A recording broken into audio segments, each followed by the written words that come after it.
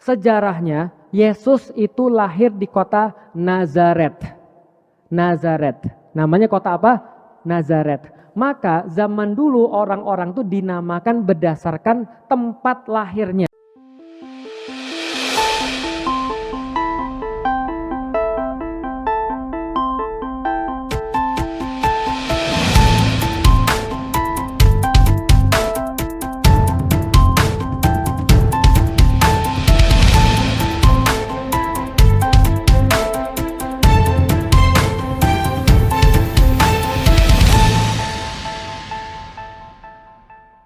Shalom saudara-saudaraku, salam sejahtera dalam kasih Kristus. Senang sekali kita bisa berjumpa kembali di channel ini untuk belajar apologetika bersama ya teman-teman.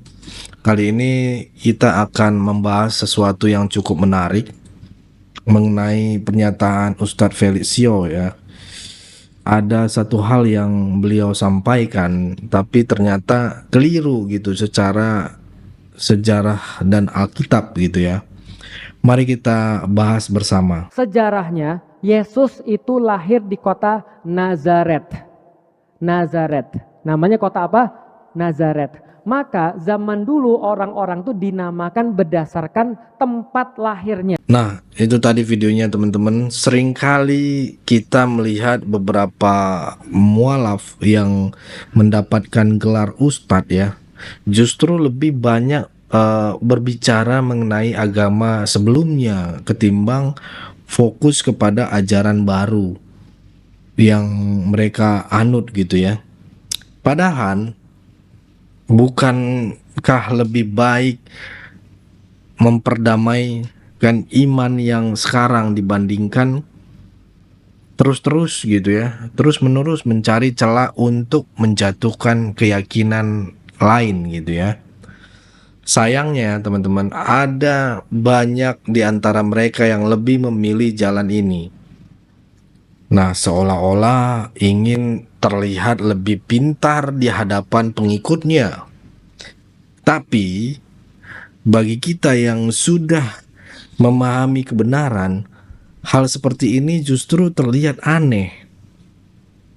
Dalam salah satu pertanyaan ya, Ustadz Felicio ini menyebut bahwa Yesus lahir di Nazaret.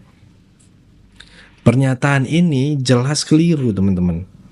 Seharusnya sebagai seseorang yang berbicara mengenai agama, apalagi membahas keyakinan lain gitu ya, ataupun kekristenan, setidaknya beliau memastikan bahwa yang disampaikan itu benar. Padahal kalau kita tanya anak-anak sekolah minggu sekalipun teman-teman ya, mereka tahu bahwa Yesus lahir di Bethlehem, bukan di Nazaret. Ini emang kocak emang ustadz-ustadz yang dikasih celah untuk berdakwah akhirnya disalahgunakan. Cuman hanya sekedar membaca buku, tidak dikaji lagi. Ya mungkin begitu teman-teman ya. Lalu dari mana asal pemahaman yang salah ini teman-teman? Mungkin saja informasi yang didapat berasal dari sumber-sumber yang tidak kredibel, atau memang ada kesalahan dan dalam memahami sejarah gitu ya. Jika kita melihat Alkitab teman-teman ya, sangat jelas tertulis bahwa Yesus lahir di Bethlehem. Dalam Injil Matius pasal 2 ayat 1 ya, disebutkan bahwa sesudah Yesus dilahirkan di Bethlehem di tanah Yudea pada zaman Raja Herodes, datanglah orang-orang Majus dari timur ke Yerusalem ya. Ini adalah bukti yang jelas dan tidak bisa dibantah gitu teman-teman. Karena Alkitab menyatakannya gitu ya dengan sangat spesifik, tanpa kiasan ataupun interferensi lain gitu ya, interpretasi lain lah gitu. Jadi kalau memang sudah tertulis dengan jelas, mengapa masih ada yang salah memahami hal ini, teman-teman? Sebagai orang yang mengaku belajar agama dan membahas keyakinan lain, seharusnya ada usaha lebih dalam memahami dasar-dasar iman Kristen dengan benar. Kesalahan semacam ini justru menunjukkan bahwa banyak dari mereka yang berbicara tanpa benar-benar mengerti apa yang mereka bahas. Ataukah mereka ini senang senggol sana senggol sini dan akhirnya dikasih jadwal dakwah gitu ya, teman-teman. Karena ya audiensnya ataupun jamaahnya itu doyan gitu mendengarkan hal seperti itu. Bayangin berapa orang yang sudah mendengarkan itu menjadi salah dan akhirnya menjadi fatal, teman-teman. Gitu ya, bagi jamaahnya. Ya. Lantas mengapa Yesus disebut sebagai orang Nazaret? Ada dua alasan utama, teman-teman. Ya.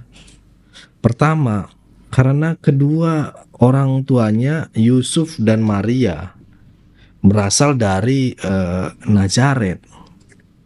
Hal ini bisa kita lihat dalam Injil Lukas pasal 2 ayat 1 sampai 5 yang menceritakan bagaimana Yusuf dan Maria pergi ke Bethlehem untuk sensus penduduk lah ibaratnya ya, sensus penduduk gitu ya. Karena mereka adalah keturunan Daud.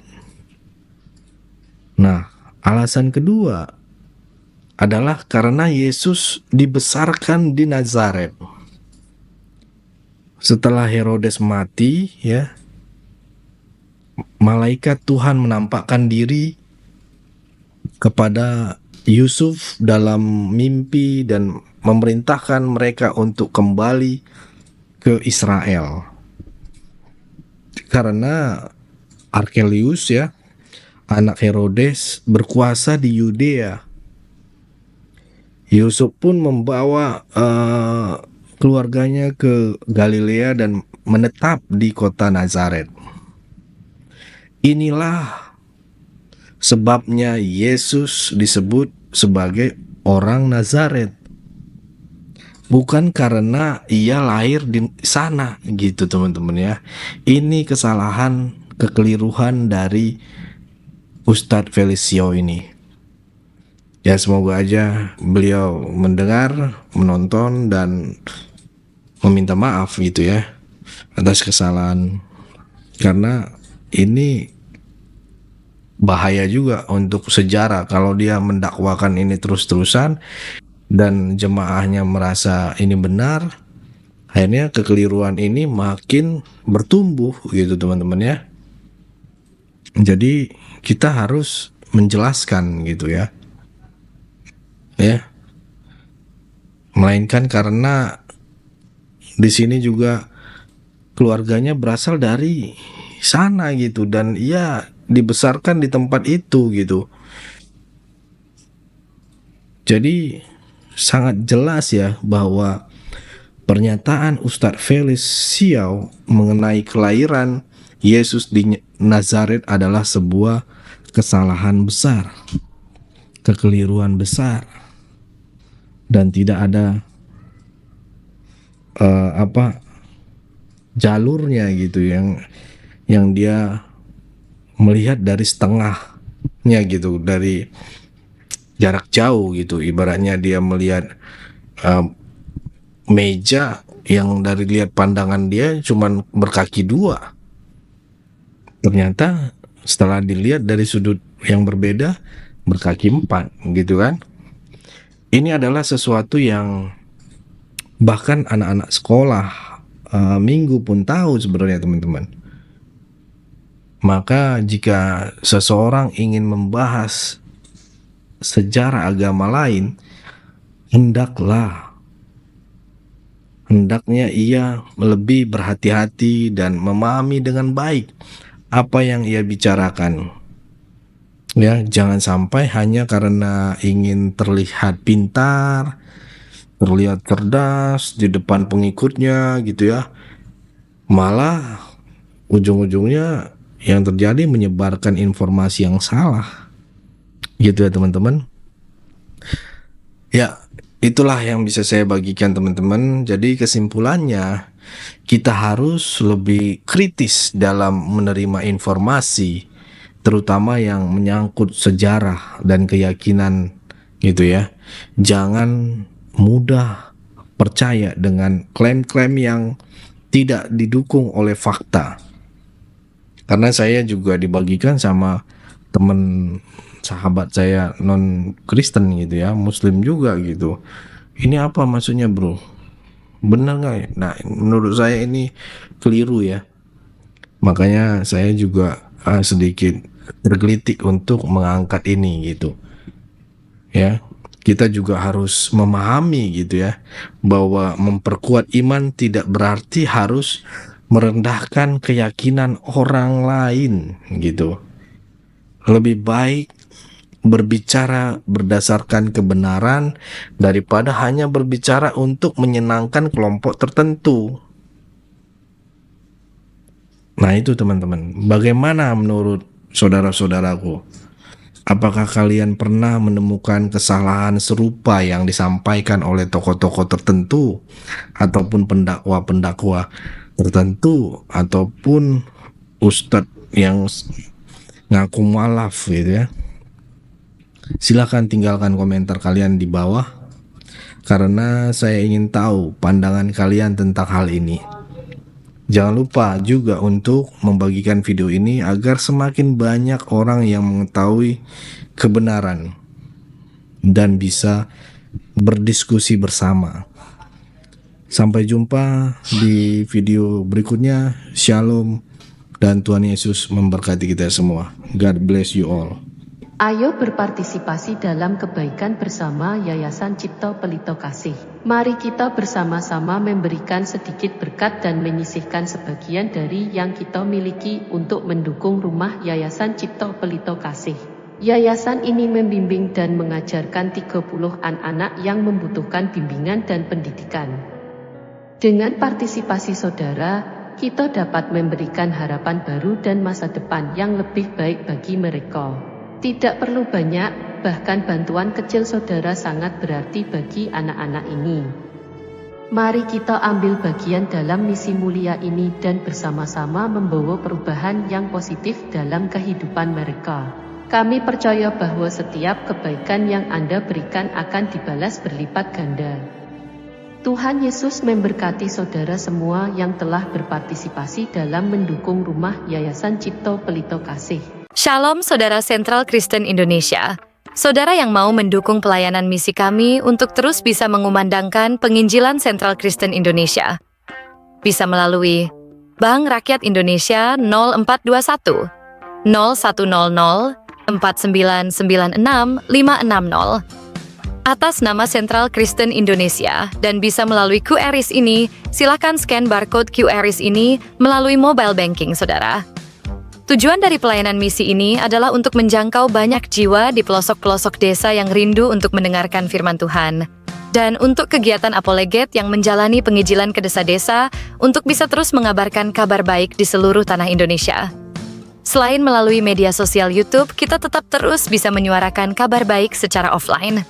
Boleh dukung Asosiasi Sentral Kristen Indonesia melalui rekening ini, dan bisa melalui KRIS Mobile Banking ini. Dengan cara scan barcode KRIS ini di mobile banking saudara. Terima kasih, biarlah kami berdoa agar semua kebaikan dan taburan saudara Tuhan yang membalas berlipat kali ganda. Tuhan Yesus memberkati saudara Sentral Kristen Indonesia. Shalom saudara, generasi muda FKPPI, saudara yang mau mendukung pelayanan misi kami untuk terus bisa mengumandangkan penginjilan generasi muda Forum Komunikasi Pelayanan Penginjil Indonesia. bisa melalui Bank BRI 042 10 10 048 705 60.